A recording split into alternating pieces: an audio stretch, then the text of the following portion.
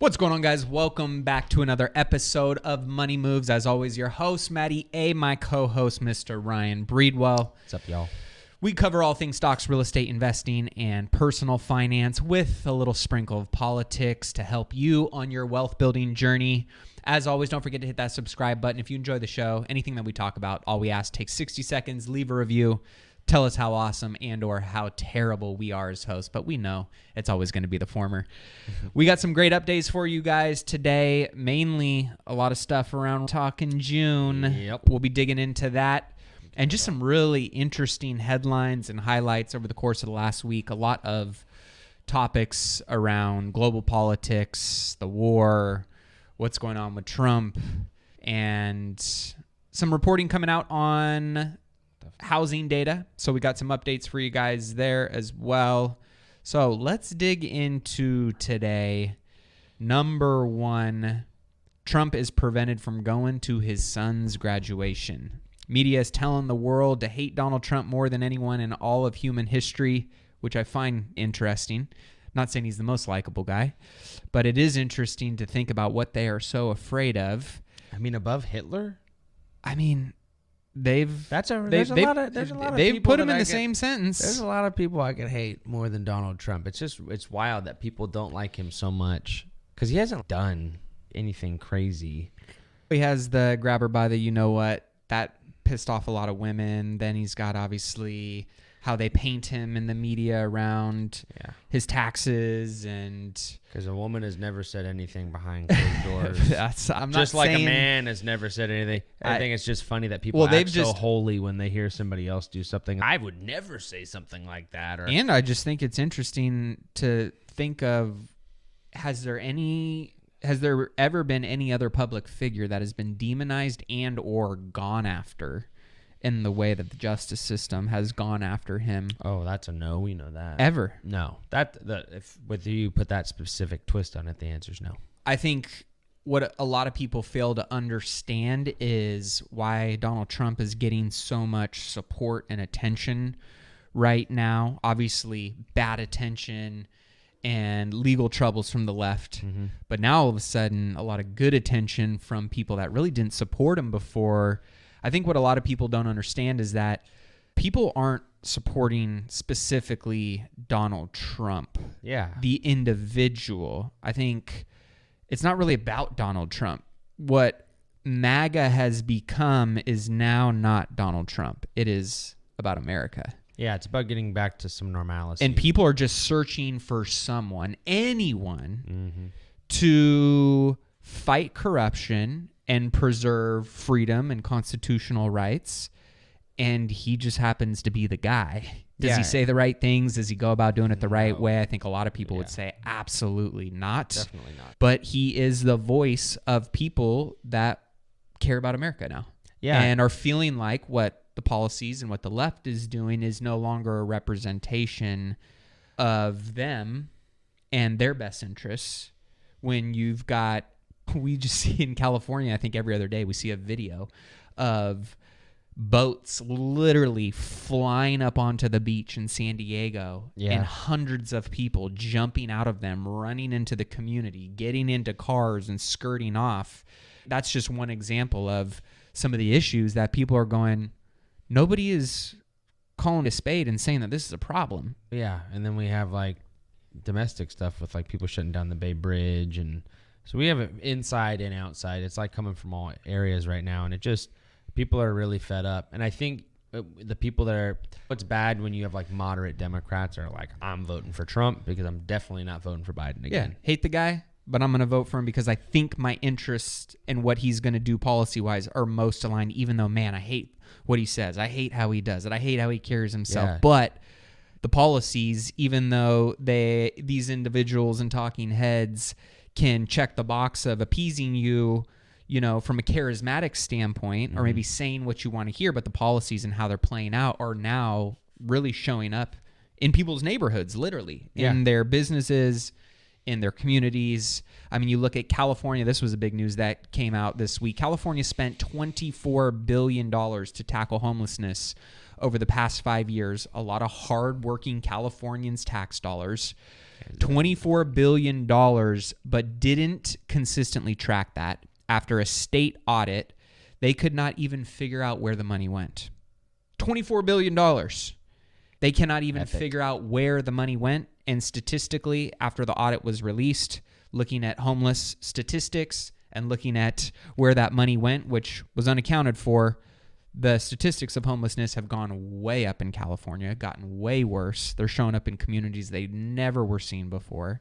So again, these are just things, right, that now we're starting to, oh, that doesn't impact me. Now some of these things are really starting to show up on people's front doors, literally. Now it's like it's hitting from all areas. It's inflation, it's domestic policy on when people are doing stupid stuff. San Francisco is one of the most liberal cities in the United States, if not the most liberal.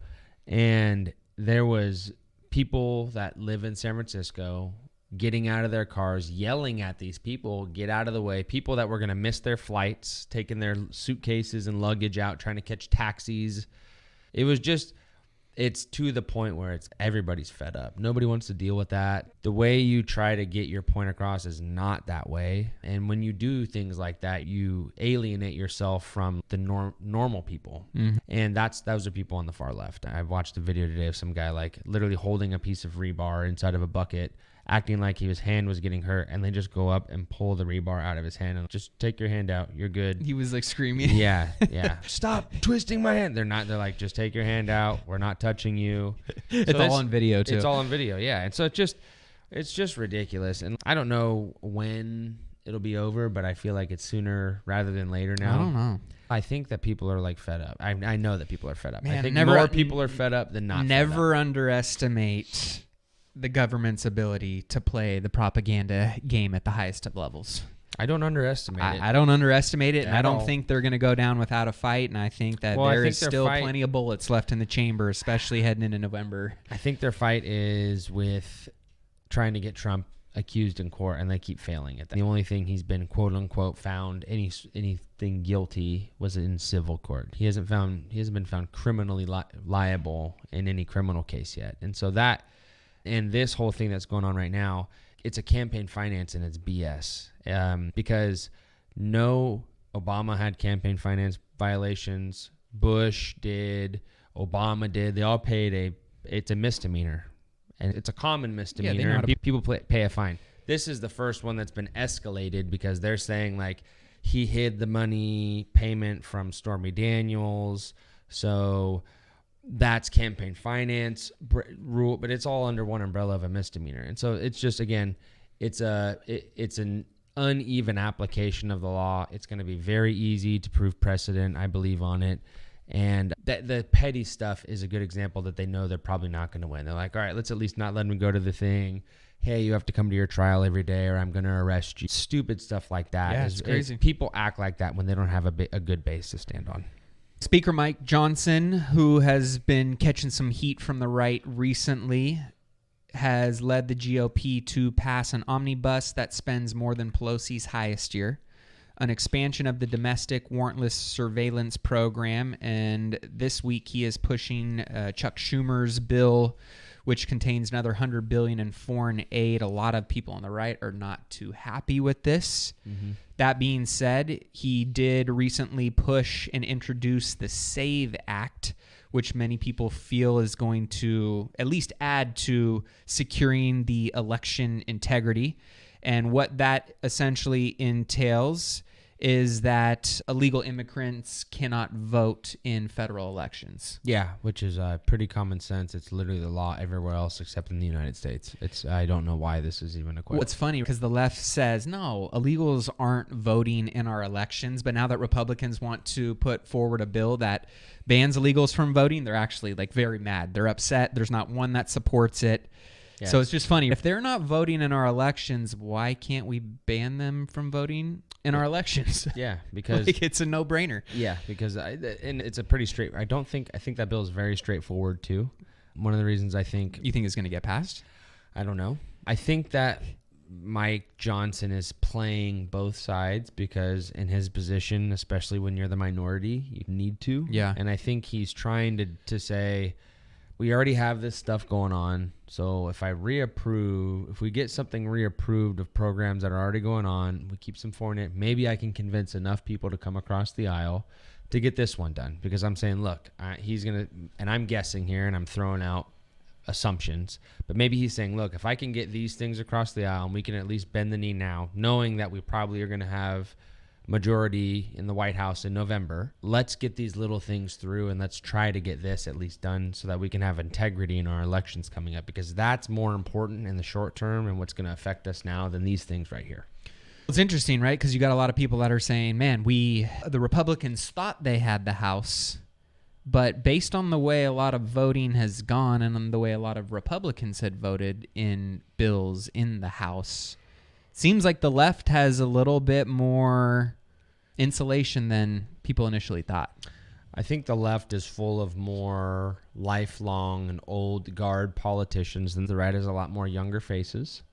But I think that's also their biggest Achilles heel, because Nancy Pelosi is, I don't wish this upon her, but she's not going to be alive in 10 years. So that's coming to an end. I heard Klaus Schwab has recently fallen ill. He's not doing, I've heard whispers about that. And I told you a couple years ago, he wasn't going to, he's not going to be around for so like when these people fall off. Yeah, but there's always, when one boss goes down, another hungry soldier comes up, man. I know, but it's been proven throughout history that people that take over for leaders, especially successful leaders, have a very low percentage of being successful, carrying on and continuing, because a lot of the times they don't know how to. They're just not that cut from that A lot of the stuff that these people are doing, they innately did and didn't get taught it. Andrew Carnegie didn't get taught how to run his business.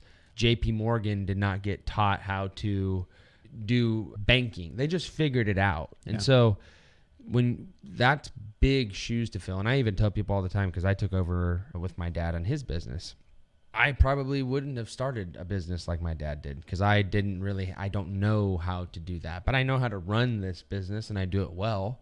But to think what my dad had to go through to get to where he is, I would not want to do that. And I graciously say that, to be honest. It's a real thing. So why would I think Klaus Schwab's son is going to be able to do what he has zero, nobody knows who he is besides that you're his son. George Soros' son is making some waves. Yeah, he's taking that, spending he's money, holding that candle, and he's doing well. All these people came up, they made decisions based on their gut. You can't recreate that. Yeah, there's a lot of shooters that had percentages very similar to Michael Jordan, but they still weren't as good as him. Yeah, because he threw down when it mattered most, and a lot of people couldn't do that. Yeah, so that to me is, these people are going to be out. We have fresh faces coming in. I mean, look at the fresh faces that are coming in on the Democrat side. You have AOC, idiot.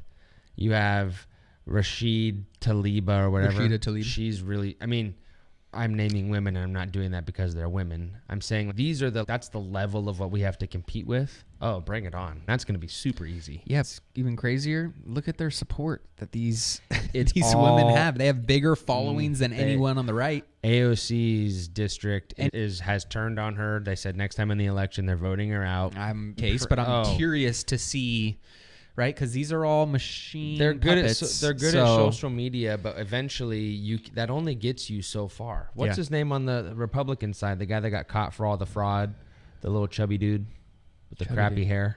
Matt Gaetz? No, chubby. Matt Gaetz is not chubby. Chubby. It's just that the little dude, he lied, and he was spending all his campaign finance on OnlyFans. That dude. Oh, yes. Yeah. He was really good at social media, and it got him so far. But eventually, you get found out. Yeah. And when you get found out, you'll get tossed out, just like he did. And that'll eventually happen to these people. And I can tell you, I've seen lots of videos of people in her district of all shapes, sizes, and colors saying AOC sucks. Oh, yeah. When you see videos on the street of how people feel about politicians, not what you're seeing, and on the right and the left, right? But what you're not seeing and reading or hearing on CNN or Fox News, whatever echo chamber that's coming in, there's a lot of people that are unhappy with both of their parties. Correct. It sucks that we cannot find or have some real quality candidates that we feel are not bought, care about America, want to do things that are fair and taking into account all of the situations that are going on right now that aren't getting us into World War III, that are still protecting our borders, right? It just seems like there's common sense policy that we're just missing right now.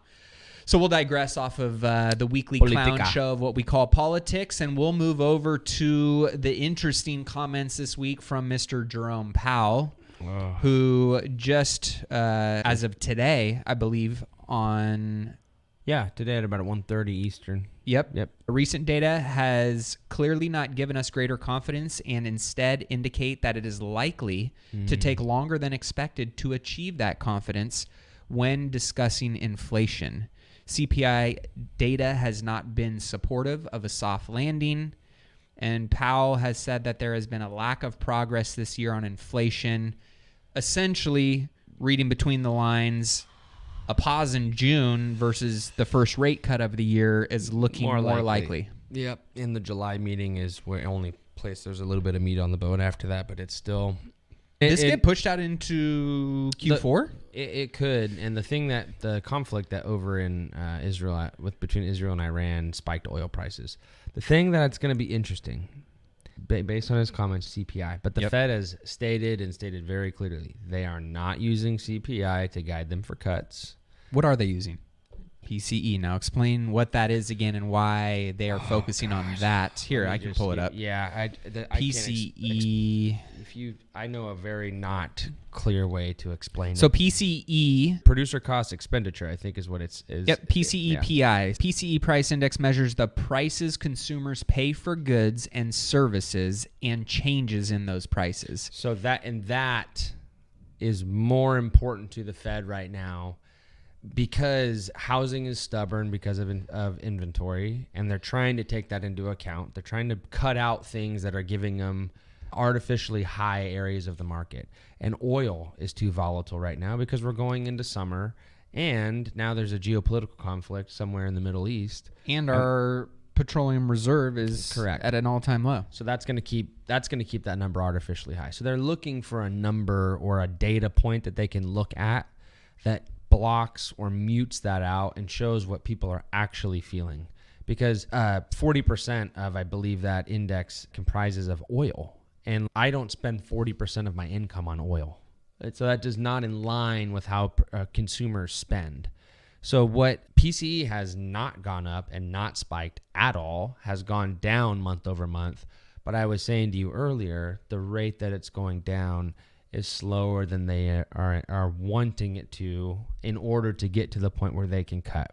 It is mid twos on PCE. That's where we're at right now. And it continues to go down. The Fed also said and has reiterated they do not need to hit their target to begin cutting as long as they see that the path there looks like it's on that and steadily on that. I don't know how soon we're going to get there. There just keeps being things that are not happening.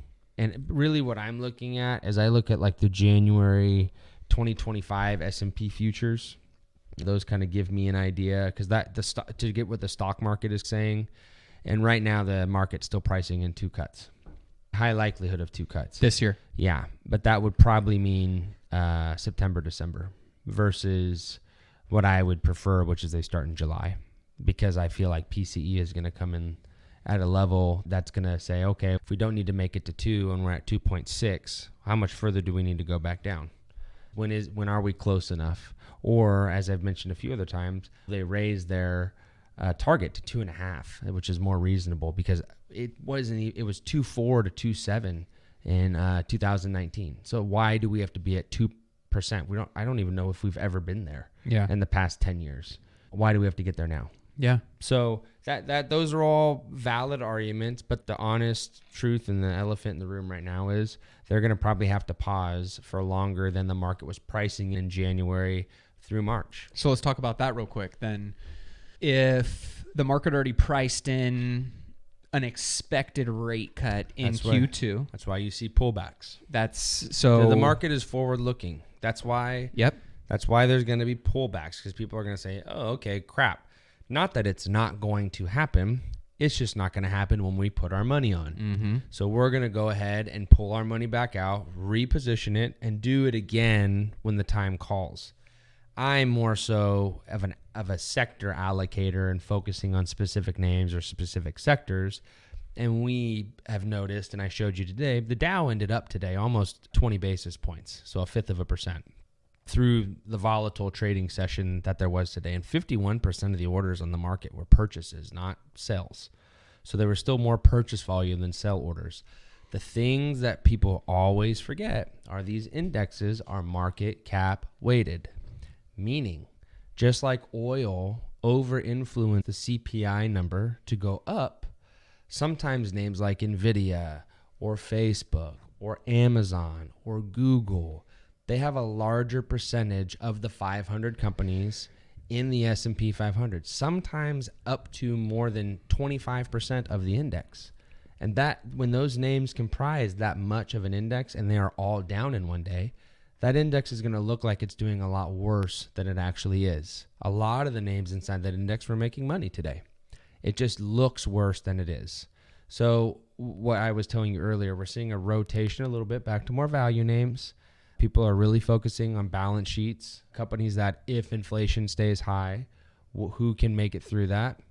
Good PE ratios, good price to book ratios. That's what people are looking for. So balance sheets just came in a little more scrutiny. People took some profits, as they should have. The market's been on a tear for the past 6 to 8 months. But this is nothing that concerns me. Not even with the conflict in Iran and Israel. We're not going to get involved directly. I know that for a fact. Yeah, I sent you a couple of things, which I thought was your responses were good, because obviously people... Iran has it's easy to get wrapped up in war. You see all of these World War III. We're getting, thanks Joe Biden, we're getting wrapped into World War III, right? And people just get so emotionally charged and F Joe Biden and F this administration. Now we're in World War III. Russia straight up said, they're like, we're not going to help. We're not getting involved. We don't want to fight the United States in a war. They verbatim, Vladimir Putin said on camera, the United States military budget is more than our budget for everything. And it's bigger than the military budget of all of our allies and everybody else in the world. We don't have the money to fight the United States in a war, and especially don't have it right now, and we don't want to. We really don't want to. He said we have our disagreements, and it's on a lot of things, domestically and foreign, but we don't want to fight a war with them. We would not be able to afford a war. And an honest thing. And so if you think Iran can afford to fight a war against us, they can't. They have a really poo military. It's really old machinery. I know that they do a lot of propaganda videos of a lot of missiles and stuff. A lot of that shit's fake, just so everybody knows. Yeah, actually, I saw a couple. There was a guy that's got an AI channel, and a lot of the stuff this last week that was coming out around the bombings in Israel and Iran, it was like almost 80... I think it was like 8 out of 10 of the things that came out were all fake videos and images. Yeah, and which is crazy, right? Because most people are never going to think, oh, let me run this through an AI to double check to see if this is actually real or not. And then if it isn't real, what does that mean? And if it is real, what does that mean? Like, the common person is not going to think through that process and then check emotion to the side and then make logical decisions based on that, right? They're going to go, oh my God, we're in World War III. Look at all these bombs. Look at all these rockets flying in the sky. Well, it's supposed to be, it's the World War III thing gets tossed around because it sounds sexy. I don't know why, but they said the same thing with Ukraine and Russia. And they're saying the same thing with Israel and Iran. They said the same thing with Israel and Gaza. It's just not going to happen. And the reason is nobody's going to get in a direct conflict with two small countries and risk getting into a full-scale war, especially right now. China's not doing great. Russia's not doing great. India's doing good.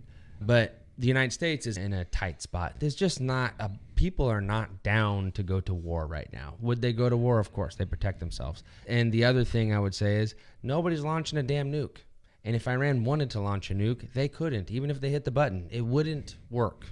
They fired over 300, and I think it was like 312 ballistic missiles and unmanned suicide drones blow up, and 3 ballistic missiles and 1 drone got through. And Jordan, UAE, France, UK, United States, Israel, they were off the coast in their ships shooting down the ballistic missiles with lasers. So most of the actual footage that people saw where it looked like it was like fireworks and raining down pieces of shrapnel, it was because it was raining down pieces of shrapnel. They were shooting the stuff down before it got to its target. One casualty, I believe, which was a young girl, which is not good. But to think that is a show of force and something that would scare Israel is a farce. Israel's military is one of the best in the world.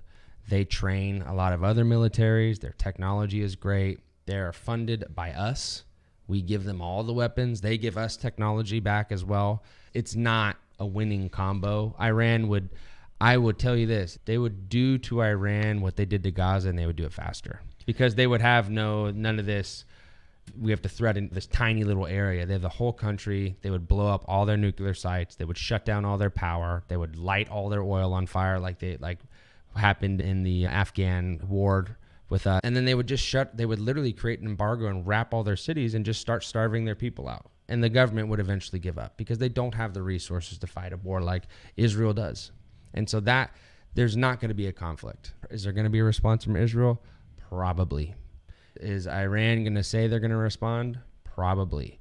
It's just not really things that are going to affect us, I believe, minus we may give some more aid to Israel. Mm-hmm. And guess what that's going to do? If you have exposure to U.S. aerospace and defense or defense manufacturers, we do. Lockheed Martin just got a $17 billion missile defense contract. Go check your portfolio. I was going to ask you if we bought that. We bought a long time ago. Yeah. Let's talk about, though, and I know some people are like, oh, I don't like when they talk about politics on the show. It's at the end of the day, policy impacts. Legislative risk is one of the biggest systemic risks when it comes to wealth building. Yeah. Especially if you're invested in the stock market. Yes, obviously, look at the past 3 days. That's all legislative and geopolitical risk right in front of you. And when I interviewed Vivek Ramaswamy, he said, even if you don't like politics likes you. And that just always stuck in my head, right? Because the more you exposure to life and you gain a little bit more life experience. I was young and dumb and ignorant when I was younger, right? Because I didn't have a lot of responsibilities like I do today. I didn't take risks and make decisions that have the weight and impact they do today. And as I get older, I'm like, politics matters. Policy matters. It's yucky and infuriating and as heavy as it can feel sometimes, it matters. And if you want to be wealthy and live a great life, it matters. Mm-hmm. And so I was thinking about this. I sent this to you. And this was a theoretical situation that this one guy on Twitter, he's definitely a big bear and is a crybaby and a doomsdayer. That being said, he said, Iran attacks Israel, oil spikes. Michael Gade. Oil and yen spikes. The Bank of Japan panics to save the yen. Reverse carry trade. A global margin call. The U.S. is fucked.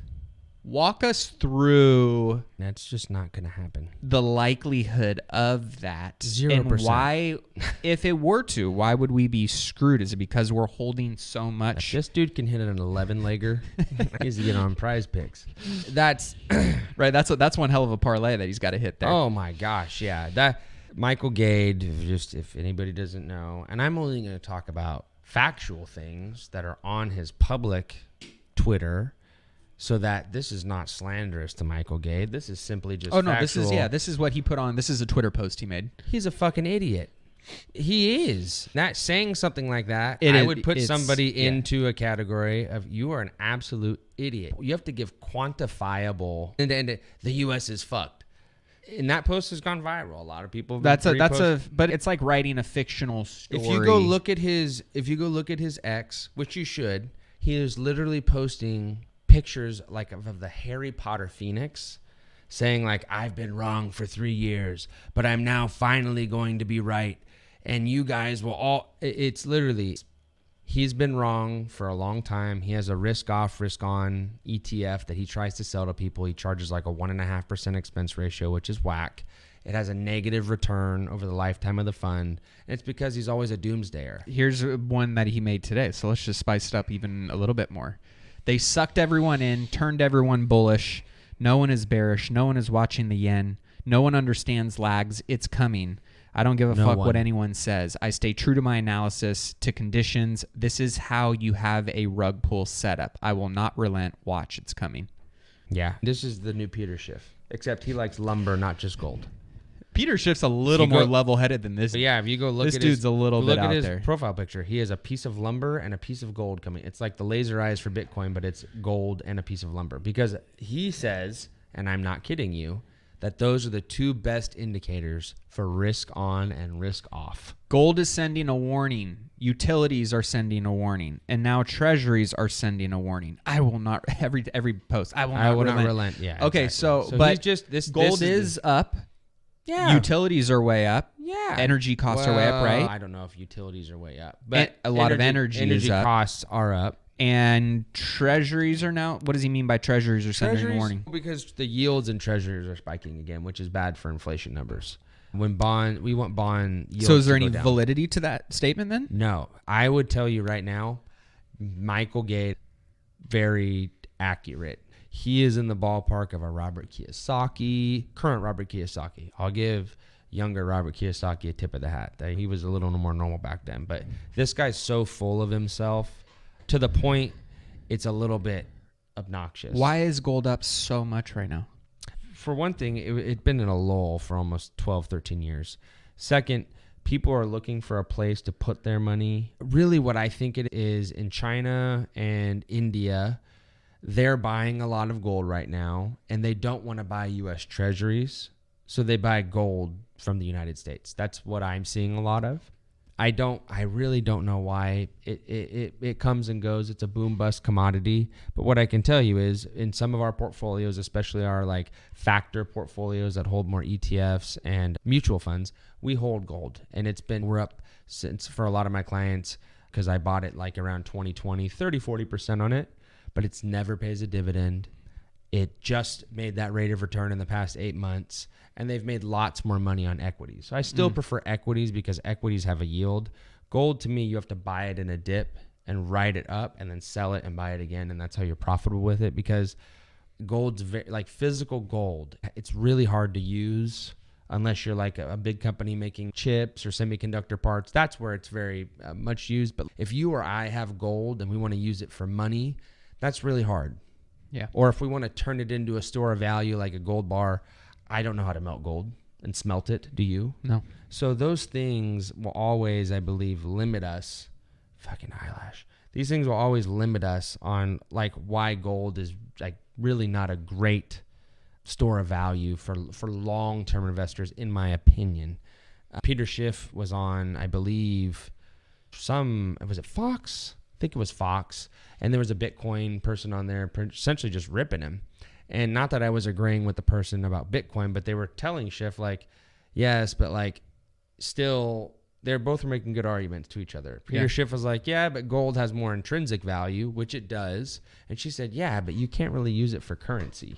Yeah. And you can use Bitcoin for currency and transactions and this or that.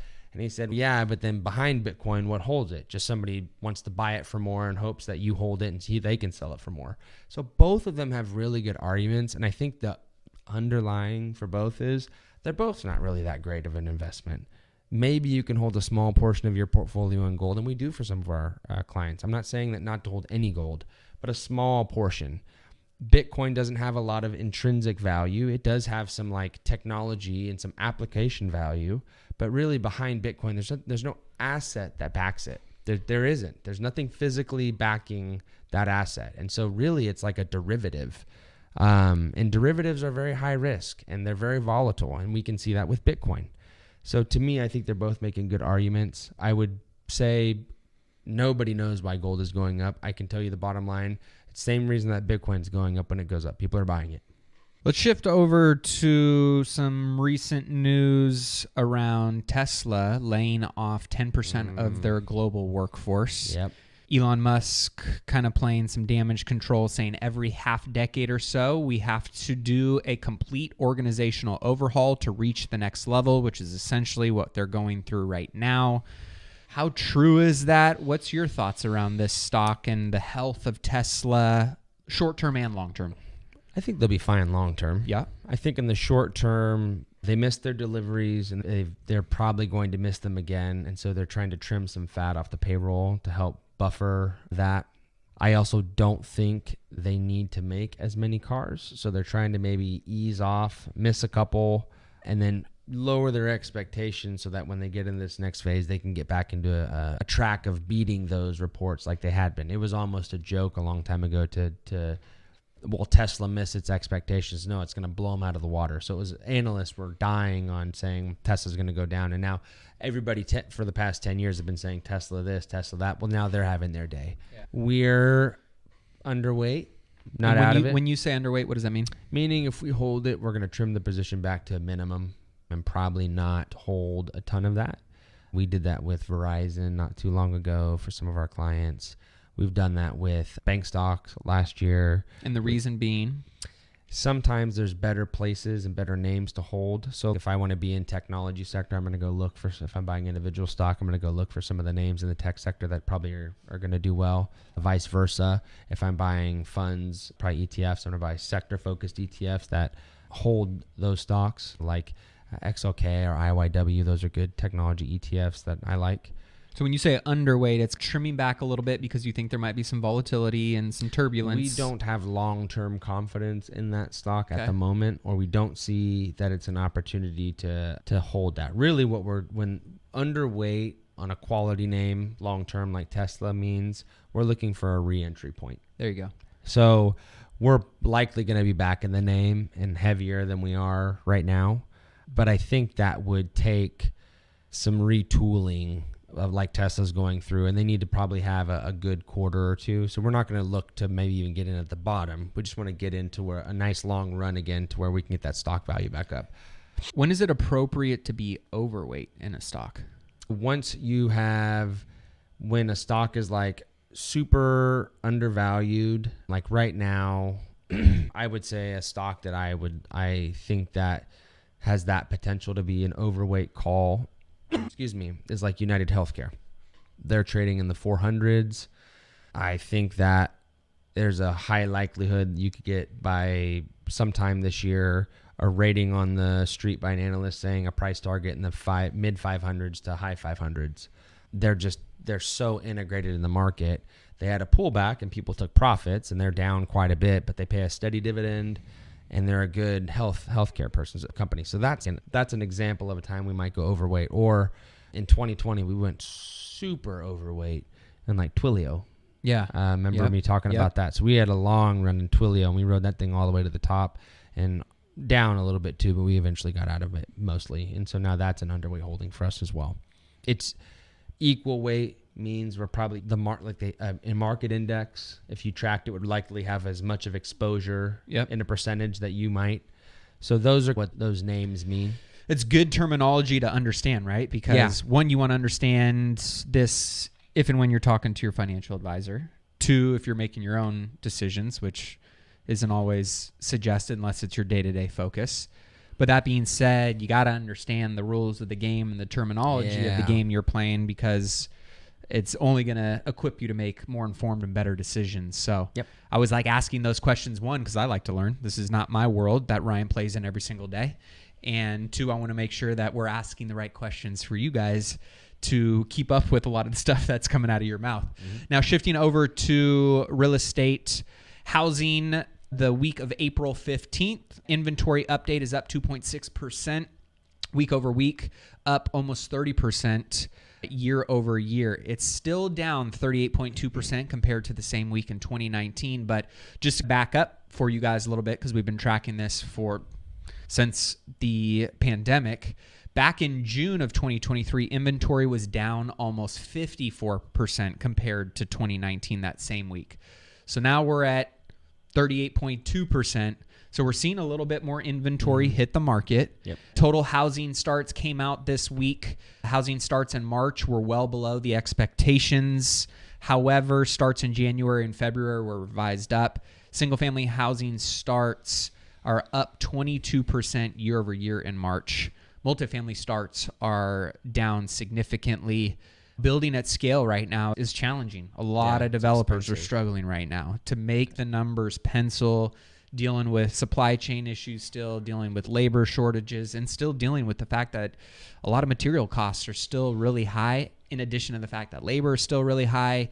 there's a major misalignment unless you are a massive organization and builder that can absorb a lot of that stuff and just average out over the timeline of what you're doing, still staying ahead. A lot of these smaller, mid-sized builders, syndicators, small-time developers, they cannot take those hits, and therefore they can't afford to build. So we're seeing some starts definitely slow down. Home builder confidence remained flat. It's still at the same level it was the previous month. To give you guys an idea on privately owned housing starts in March, those were seasonally adjusted at an annual rate of 1.32 million, which was almost 15% below the revised February estimate and is 4.3% below the March estimate. Building permits, privately owned housing units authorized by building permits in March were at a seasonally adjusted annual rate of 1.48, which was 4.3% below the revised February number and 1.5% below the March number. U.S. house prices declined in January for the third consecutive month due to high borrowing costs. And this was the latest from S&P CoreLogic Case-Shiller Home Price Index. So still something to pay attention to here. Houses are still trading. I still think it's a great time to buy. A little bit less competition, a little bit more housing inventory to choose from. And when rates do start to cut at some point in time, instead of just waiting for those to cut and seeing more people come into the market, going after the same and or less amount of homes, this might be a nice little window that you can find an investment property, find an owner-occupied property, things to be paying attention to there. Now shifting over to the commercial real estate side, I saw this was pretty shocking, and I'm starting to see a few more of these trickle out. I've been on some recent calls with big developers, big hedge funds that are trying to offload some problematic properties from their portfolio. The largest office building in St. Louis just sold for $3.5 million. In 2006, it had sold for $200 million. So a $201.5 million delta right there. $205 million in 2006 to 2024. It sold for $3.5 million. U.S. credit card delinquency rates were highest on record in the fourth quarter per the Fed, the Reserve Bank of Philadelphia report. Percentage of companies who defaulted on debt more than once has reached the second highest since 2008 per S&P Global Ratings. So again, a lot of headwinds in the market. Still going to be interesting to see how this all flushes out in the commercial real estate sector. But when you think about rates continuing to stay higher longer, some of those the rate cuts are some of the last lifelines that investors and developers are holding out for. Yeah. So the longer that can gets kicked down the road, the more pressure and distress that remains in certain sectors of the commercial real estate market that could create great opportunity. Now, if you're on the other side of it and you're starting to feel some of that pain, that's going to be something that you got to navigate and get through. But if you're on the buy side and you're an investor, and there's just still a lot of dry powder sitting on the sidelines that is just trying to sort through what's going to happen this year. So very interesting times, but to see something, this St. Louis office building, this high rise is gorgeous.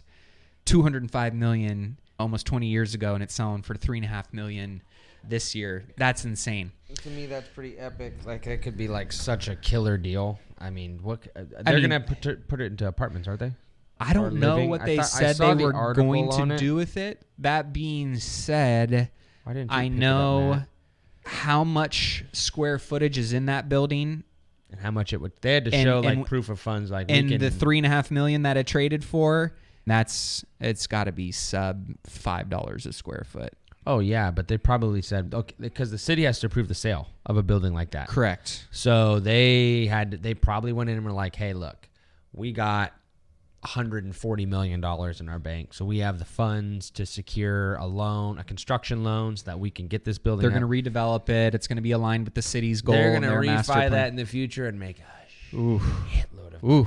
Can you imagine that? Because that building's worth more than $3.5 million. I thought I was getting a good deal on my building out in Oklahoma. That's the best deal probably of the year. That deal right there is next level. And more of those are coming out and behind the scenes. I was on a couple calls over the past couple weeks, and there are other deals like that are out there, and big money is working through it. We talked about this Vietnamese property tycoon who that got had out. a $27 billion accounted for after she was found guilty of embezzling $12.5 billion and setting up fake loan applications to withdraw money from the Saigon Commercial Bank, which she owned at 90% stake. She was like laundering money through her She own was business. laundering money, and as of this past week, she has been sentenced to death in one of the biggest corruption cases in history. In what country? She was in Vietnam. Wow, they do death penalty for financial crimes. Strong my line. I guess I don't think they normally do, but when it's the biggest in history, I guess they make an exception. When you're talking about money, people do crazy things. Dude, I bet you they're going to do some wild. So we will close out on that. Appreciate you guys tuning in this week. Don't forget to leave a review. We appreciate you guys. Don't forget to check out millionairemindcast.com for all the great stuff that we got in the store for you guys. Show notes, links, resources, all of that good stuff. With that being said, we'll see you guys in next week's episode. Keep investing in yourself and your wealth on your march to $1 million and beyond. Cheers. Cheers, y'all.